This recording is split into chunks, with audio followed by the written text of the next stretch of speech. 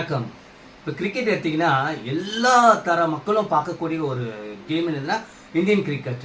Indian cricket வந்து உலக அளவில் ரொம்ப ஃபேமஸாக இருக்குன்னா நம்மளோட பிளேஸு அவங்களோட போகிற இன்புட்டும் அவங்களுக்கு போகிற ஆட்டமும் தான் வந்து அந்த அளவுக்கு நம்மளோட இந்தியன் டீம் தரத்தை வந்து உலக அளவில் உயர்த்தியிருக்காங்க.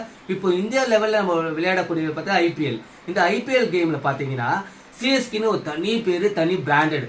ஓகே, இந்த பிராண்டட் காரணம் பார்த்தா தலை தோனி, அவரோட இணைஞ்சிருக்கிற நம்ம ஜடேஜா, இவங்க ரெண்டு பேரும் வந்து பயங்கரமா டீம் வந்து வழி நடத்தி கொண்டு போயிட்டு பெரிய லெவலில் சிஎஸ்கேவோட ரீச்சை வந்து நல்லா கொடுத்தாங்க நமக்கு. ஸோ இப்போ என்ன ஆயிடுச்சுன்னா லாஸ்ட்ல 2023 ஒரு ஐபிஎல்லோட ஃபைனலில் பார்த்தீங்கன்னா சிஎஸ்கே நம்ம தான் மோதணும். சிஎஸ்கே வந்து எப்படி ஒரு வெற்றி பெருமான்ற ஒரு நிலைமை வந்து தலைக்கீழா இருந்ததை மாற்றி லாஸ்ட் 2 பால்ல அடிச்சு தூள் கிளப்பி நம்மளுக்கு அந்த கோப்பை வாங்கி கொடுத்தாரு ஜடேஜா.